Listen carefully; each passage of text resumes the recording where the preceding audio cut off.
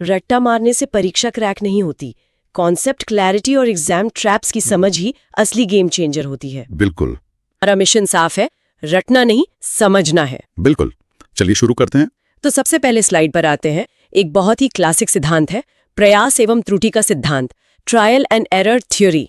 ये किसने दिया था? ये सिद्धांत दिया था एडवर्ड थार्नडाइक ने, और उनका जो सबसे प्रसिद्ध प्रयोग था वो बिल्ली वाला है ना? हाँ बिल्कुल, एक पिंजरे में बंद भूखी बिल्ली पर जिसके सामने खाना रखा हुआ था। तो बिल्ली क्या करती है? बिल्ली बार बार पंजा मारती है, बहुत सारी गलतियां करती है, और अचानक एक दिन उससे एक लीवर दब जाता है और दरवाजा खुल जाता है। अच्छा। और धीरे धीरे वो गलतियां करना कम कर देती है और सीधे लीवर दबाना सीख जाती है। ओके, तो यहाँ पर एक बहुत बड़ा कंफ्यूजन आता है एसआर और आरएस बॉन्ड को लेकर। थार्नडाइक का सिद्धांत तो एसआर बॉन्ड है, सही कहा? बिल्कुल सही पकड़ा आपने। एसआर यानी स्टिमुलस रिस्पॉन्स, उद्दीपक को देखकर प्रतिक्रिया। मतलब बिल्ली ने खाना, स्टिमुलस देखा और फिर पंजा मारने की रिस्पॉन्स कोशिश की। एग्जैक्टली। और यहीं परीक्षक एक ट्रैप बिछाता है। वो परीक्षा में पूछ लेता है आरएस बॉन्ड के बारे में, जहां रिस्पॉन्स पहले होता है। हाँ, जहां प्रतिक्रिया पहले होती है। कई छात्र जल्दी में से भी थॉर्नडाइक का समझ लेते हैं, जबकि आरएस थ्योरी बीएफ स्किनर की है। तो लॉजिक क्या हुआ? थार्नडाइक कहते हैं पहले कारण फिर काम, और स्किनर कहते हैं पहले काम फिर परिणाम।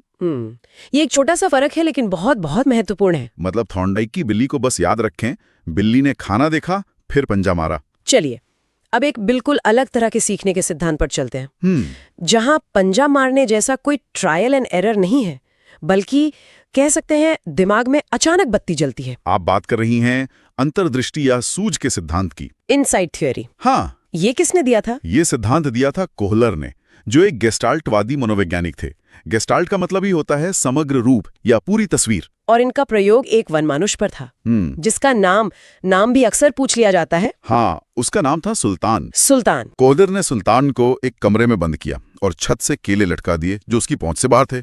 कमरे में कुछ बक्से भी रख दिए। तो सुल्तान ने कोशिश की होगी। बिल्कुल, सुल्तान ने उछल कूद की लेकिन केले नहीं मिले। फिर वो अचानक एक कोने में बैठ गया और कुछ देर बाद अचानक उठा, बक्सों को एक के ऊपर एक रखा और केले हासिल कर लिए। तो यहाँ पे सीखने वाली बात क्या है? इसमें सबसे बड़ा कीवर्ड कौन सा है? सबसे बड़ा कीवर्ड है आकस्मिक, यानी सडन। अच्छा, सडन। कोहलर के अनुसार सीखना धीरे धीरे नहीं होता, ये एक आहा मोमेंट होता है। जब सुल्तान ने समस्या को पूरी तरह से देखा, बक्से, केले, अपनी ऊंचाई, तो उसके दिमाग में अचानक एक समाधान कौंध गया। मतलब ये सिद्धांत रटने का विरोध करता है। घोर विरोध करता है और प्रॉब्लम को एज अ होल यानी समग्र रूप से देखने पर जोर देता है। दिलचस्प। तो एक तरफ थॉर्नडाइक की बिल्ली है जो गलतियां कर कर के सीख रही है, दूसरी तरफ कोहलर का चिंपांजी है जो सोचकर अचानक सीख रहा है। लेकिन एक और तरह का सीखना है जो न तो ट्रायल एरर है और न ही सूझबूझ, वो तो बस आदत या कंडीशनिंग है। आप इशारा कर रही हैं पावलोव के क्लासिकल कंडीशनिंग सिद्धांत की ओर, संबद्ध प्रतिक्रिया का सिद्धांत। हाँ, और इसमें एक बहुत आम सवाल आता है कि पावलोव के प्रयोग में भोजन क्या है? यूसीएस और सीएस में हमेशा कंफ्यूजन रहता है। इसे आसान बनाते हैं। भोजन को देखकर कुत्ते के मुंह में लार आना एक स्वाभाविक, एक नेचुरल क्रिया है ना? हाँ, वो तो सिखाना नहीं पड़ता। बिल्कुल, इसलिए भोजन है अनकंडीशनड स्टिमुलस, यानी अस्वाभाविक उद्दीपक। अनकंडीशन का मतलब है बिना सिखाई हुई। और घंटी का बजना शुरू में कुत्ते के लिए कोई मायने नहीं रखता था, लेकिन पावलोव ने बार बार घंटी बजाने के ठीक बाद खाना देना शुरू किया। तो कुत्ते के दिमाग ने कनेक्शन बना लिया। हाँ बिल्कुल, दिमाग ने घंटी और खाने के बीच एक कनेक्शन बना लिया। अब घंटी कंडीशन हो गई, उसकी शर्त खाने से जुड़ गई, इसलिए घंटी है कंडीशन स्टिमुलस यानी सीएस। करेक्ट। अब तो बिना खाना दिखाए सिर्फ घंटी बजाने से ही लार आने लगती है। और परीक्षा में अक्सर अनुकूलित प्रत्यावर्तन जैसा भारी भरकम शब्द देकर छात्र घबरा जाते हैं। जबकि वो पावलोव के सिद्धांत का ही दूसरा नाम है। बस लॉजिक याद रखें, एक बेकार सी चीज मतलब घंटी को एक काम की चीज यानी खाने के साथ जोड़कर बेकार चीज को भी काम का बना देना ही कंडीशनिंग है। और ये बहुत बड़ा काम था, शायद बहुत बड़ा, इतना बड़ा कि पावलोव को इसके लिए 1904 में नोबेल पुरस्कार भी मिला था। पावलोव ने तो एक स्वाभाविक प्रतिक्रिया को एक नए ट्रिगर से जोड़ दिया, लेकिन बीएफ स्किनर ने सोचा क्या हम बिल्कुल नया व्यवहार भी सिखा सकते हैं सिर्फ उसके परिणाम को कंट्रोल करके? बिल्कुल, और यहीं से जन्म होता है क्रिया प्रसूत अनुबंधन यानी ऑपरेंट कंडीशनिंग का, जिसे हम आरएस थ्योरी भी कहते हैं। हाँ, स्किनर ने चूहे और कबूतर पे प्रयोग किया। चूहा एक बॉक्स में बंद है, वो यूं ही घूम रहा है और गलती से उससे एक लीवर दब जाता है। लीवर दबते ही उसे खाने का एक दाना मिलता है। ओके, तो यहाँ पर सबसे बड़ा एग्जाम ट्रैप किस शब्द से जुड़ा है? वो शब्द है पुनराबलन, यानी रीइंफोर्समेंट। वो खाने का दाना? हाँ, वो जो खाने का दाना मिला वो चूहे के लिए एक पुनराबलन था, एक इनाम था। अब चूहा बार बार लीवर दबाना सीख जाएगा। और कंफ्यूजन कहाँ होता है? परीक्षा में जब पूछा जाता है कि पुनराबलन पर सबसे ज्यादा जोर किसने दिया, तो छात्र हल या थॉर्नडाइक में कंफ्यूज हो जाते हैं। सही उत्तर हमेशा स्किनर होगा। तो स्किनर के लिए परिणाम ही व्यवहार को कंट्रोल करता है। बिल्कुल, पहले काम फिर परिणाम। ठीक है, तो हमने सीखने के 4 अलग अलग नजरिए देखे। अब बात करते हैं उस बच्चे की जो ये सब सीख रहा है। विकास की अवस्थाओं की? हाँ, एक बहुत कॉमन सवाल है, गिरोह की अवस्था यानी गैंग एज किसे कहते हैं? इसका सीधा उत्तर है बाल्यावस्था, चाइल्डहुड। और ज्यादा सटीक कहें तो उत्तर बाल्यावस्था, लेट चाइल्डहुड, जिसकी उम्र होती है 6 से 12 साल। जी, इस उम्र में बच्चे दोस्तों के साथ समूह में खेलना बहुत पसंद करते हैं। ये तो सीधा सवाल लगता है, लेकिन इसमें भी एक बहुत बारीक जाल है। हाँ, और वो जाल छिपा है एक शब्द में। अगर सवाल सिर्फ गैंग एज पूछता है हाँ। तो जवाब बाल्यावस्था है। हाँ। लेकिन अगर परीक्षक सवाल में गिरोह का सक्रिय सदस्य, active member of a gang, ये शब्द जोड़ दे तो जवाब तुरंत बदलकर किशोरावस्था, एडोलेसेंस हो जाएगा। अच्छा, तो इसका लॉजिक क्या हुआ? लॉजिक यह है कि बाल्यावस्था में बच्चा बस दोस्तों के साथ खेलता है। हाँ। लेकिन किशोरावस्था में वो अपने गैंग के नियम बनाता है, उसके प्रति वफादार होता है, जी। थोड़ी कह सकते हैं नेतागिरी करता है, मतलब एक एक्टिव सदस्य बन जाता है। हाँ, ये बहुत बड़ा अंतर है। ठीक है, सामाजिक विकास के साथ साथ शारीरिक विकास के भी कुछ तय नियम है ना? जी बिल्कुल। जैसे मस्तिष्काधुमुखी सिद्धांत, ये नाम सुनने में बड़ा कठिन लगता है। नाम कठिन है पर कॉन्सेप्ट बहुत सरल है।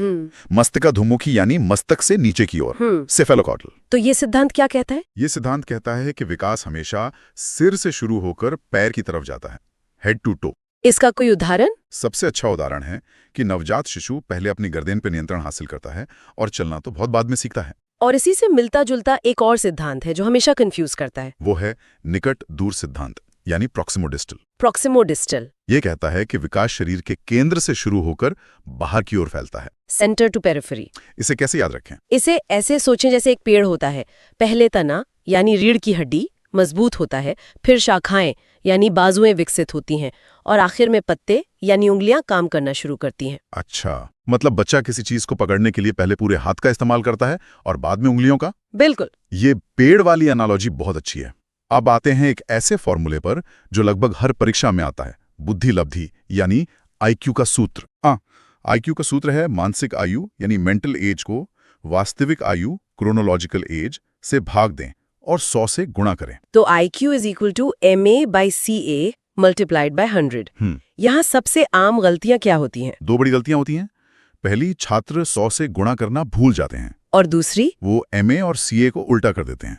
इसे याद रखने का एक सरल तरीका है, माइंड यानी दिमाग हमेशा ऊपर होता है तो मेंटल एज हमेशा ऊपर आएगी। और ये संशोधित सूत्र टर्मन ने दिया था। जी, ये भी याद रखना जरूरी है। बुद्धि को मापने के बाद अब बात करते हैं व्यक्तित्व को समझने की।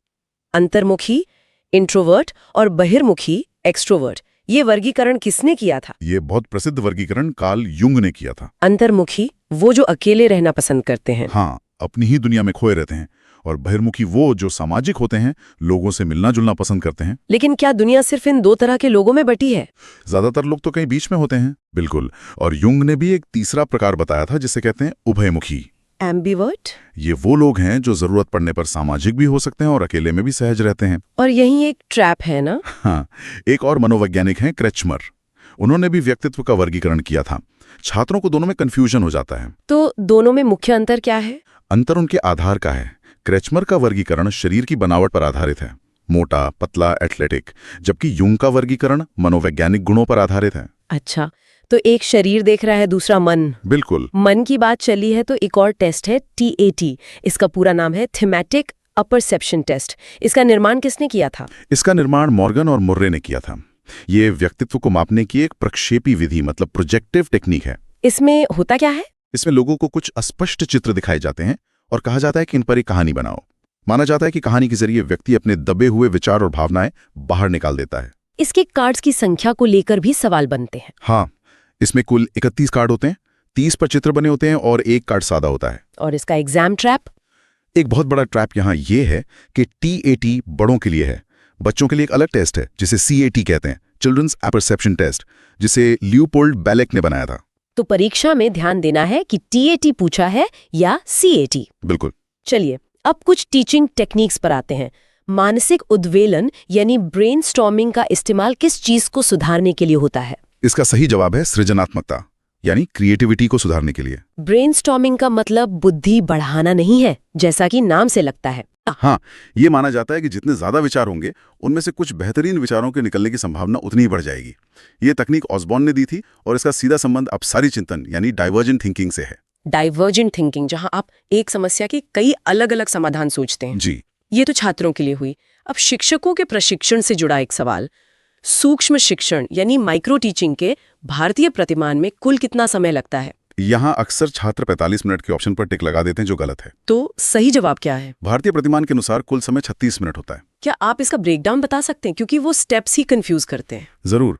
सबसे पहली बात, पाठ योजना बनाने का समय इस चक्र में नहीं गिना जाता। ओके। चक्र यहाँ से शुरू होता है। पहला, शिक्षण यानी टीचिंग, 6 मिनट। दूसरा, प्रतिपुष्टि यानी फीडबैक, 6 मिनट। तीसरा, पुनः पाठ योजना, रीप्लान, 12 मिनट। ये सबसे लंबा चरण है। 12 मिनट। हाँ। फिर चौथा, पुनः शिक्षण, रीटीच, 6 मिनट। और आखिरी, पुनः प्रतिपुष्टि, रीफीडबैक, 6 मिनट।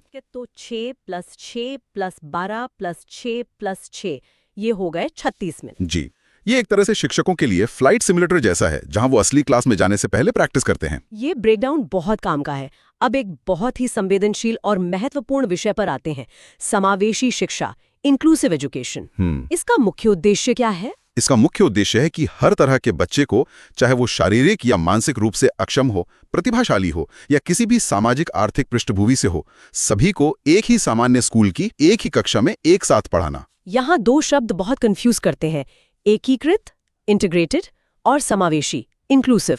क्या ये एक ही है? नहीं, और यही सबसे बड़ा वैचारिक ट्रैप है। अच्छा। एकीकृत शिक्षा का मतलब है कि आपने एक विशेष आवश्यकता वाले बच्चे को सामान्य स्कूल में सिर्फ दाखला दे दिया और कहा कि अब तुम सिस्टम में फिट हो जाओ। यहाँ बोझ बच्चे पर है। और समावेशी में? समावेशी शिक्षा में दर्शन बिल्कुल उल्टा है। यहाँ हम कहते हैं कि सिस्टम को बच्चे के लिए बदलना होगा। तो सिस्टम बदलता है, बच्चा नहीं? बिल्कुल। हम स्कूल के इंफ्रास्ट्रक्चर, पाठ्यक्रम, पढ़ाने के तरीके, सब कुछ बच्चे की जरूरत के हिसाब से बदलते हैं। यहाँ बच्चा सिस्टम के लिए नहीं, सिस्टम बच्चे के लिए है। इसलिए विशेष स्कूल इसका जवाब कभी नहीं हो सकता। कभी नहीं। अब बात करते हैं कुछ बुनियादी मानवीय प्रवृत्तियों की। मैकडूगल के अनुसार कुल कितनी मूल प्रवृत्तियां यानी इंस्टिंक्ट्स हैं? मैकडूगल ने 14 मूल प्रवृत्तियां बताई हैं और हर प्रवृत्ति के साथ एक संवेग यानी इमोशन को जोड़ा है। इनमें से कौन सी जोड़ी है जो परीक्षा में सबसे ज्यादा पूछी जाती है? 2 जोड़ियों को हमेशा याद रखें। पहली, पलायन की मूल प्रवृत्ति, जिसका संवेग है भय। जब हम डरते हैं तो हमारा पहला इंस्टिंक्ट होता है वहां से भाग जाना। सही। और दूसरी, युयुत्सा की मूल प्रवृत्ति, जिसका संवेग है क्रोध। जब हमें गुस्सा आता है तो लड़ने की प्रवृत्ति पैदा होती है। तो अगर परीक्षा में पूछे कि भय का कारण क्या है, तो उत्तर होगा पलायन की प्रवृत्ति। एकदम सही। ये बहुत स्पष्ट है। अब कुछ सीखने संबंधी समस्याओं पर आते हैं। डिसलेक्सिया का संबंध किस समस्या से है? डिसलेक्सिया का संबंध मुख्य रूप से पढ़ने, रीडिंग की समस्या से है। तारे जमीन पर फिल्म का उदाहरण सबसे अच्छा है। हाँ, ईशान अवस्थी को बी को डी और वॉज को 100 पढ़ते हुए दिखाया गया है। वो डिसलेक्सिया का एक क्लासिक उदाहरण है। और इससे मिलते जुलते 2 और शब्द हैं, डिस्ग्राफिया और डिस्केलकुजिया। इनको इनके रूट वर्ड से याद रखना सबसे आसान है। डिस्ग्राफिया में ग्राफ शब्द है, जिसका मतलब होता है लिखना। तो ये लिखने की समस्या है। हाँ। डिस्कैल्कुलिया में कैलकुलेट शब्द है, यानी गणना करना। तो ये गणित संबंधी समस्या है। और जो बचा डिसलेक्सिया, वो पढ़ने की समस्या है। बिल्कुल। और ये बुद्धि की कमी नहीं है, बल्कि जानकारी को प्रोसेस करने का एक अलग तरीका है। आज के आखिरी और शायद सबसे महत्वपूर्ण सवाल पर आते हैं, शिक्षा का अंतिम लक्ष्य क्या है? ब्लूम के संज्ञानात्मक क्षेत्र, कॉग्निटिव डोमेन का सबसे निचला स्तर क्या है? ब्लूम ने सीखने के स्तरों का एक पिरामिड बनाया। उस पिरामिड की नींव यानी सबसे निचला स्तर है नॉलेज, ज्ञान। मतलब? इसका मतलब है सिर्फ तथ्यों और जानकारी को याद कर लेना। जैसे भारत की राजधानी दिल्ली है, बस रट लेना। और ये पिरामिड ऊपर कैसे जाता है? ज्ञान के बाद आता है बोध, कॉम्प्रिहेंशन, यानी जानकारी को समझना। फिर अनुप्रयोग, समझे हुए ज्ञान का इस्तेमाल करना। फिर विश्लेषण, एनालिसिस, संश्लेषण, सिंथेसिस, और पुराने मॉडल में सबसे ऊपर था मूल्यांकन, इवैल्यूएशन, सही गलत का निर्णय लेना। जी, आपने कहा पुराने मॉडल में, क्या इसमें कोई ट्रैप है? जी हाँ, और ये एक बहुत बड़ा ट्रैप है। ब्लूम की टैक्सोनॉमी को 2001 में संशोधित किया गया। अच्छा। और नए मॉडल में सबसे ऊपर मूल्यांकन नहीं बल्कि सृजन, क्रिएटिंग है। सृजन, हाँ, क्रिएटिंग। हाँ, यानी ज्ञान का उच्चतम स्तर किसी चीज का मूल्यांकन करना नहीं, बल्कि उस ज्ञान से कुछ नया निर्माण कर देना है। इसलिए प्रश्न ध्यान से पढ़ना बहुत जरूरी है कि वो पुराने मॉडल की बात कर रहा है या नए की। क्या बात है। तो आज हमने सिर्फ सवाल जवाब नहीं किए, बल्कि सीडीपी के सबसे जरूरी कॉन्सेप्ट्स के पीछे के लॉजिक और उनके सबसे बारीक एग्जाम ट्रैप्स को समझने की कोशिश की। बिल्कुल। हमने देखा कि कैसे थॉर्नडाइक, स्किनर, पावलोव और कोहलर सीखने को अलग अलग नजरिए से देखते हैं। हमने विकास के नियमों, व्यक्तित्व के प्रकारों और समावेशी शिक्षा के असली मतलब को समझा। अगर ये विश्लेषण उपयोगी लगा तो इस वीडियो को लाइक करें, अपने साथियों के साथ शेयर करें और चैनल को सब्सक्राइब करना ना भूलें। और याद रखें, परीक्षा में सफलता सिर्फ ये जानने में नहीं है कि सही उत्तर क्या है, बल्कि ये भी जानने में है कि गलत उत्तर क्यों गलत हैं। यही सच्ची तैयारी है।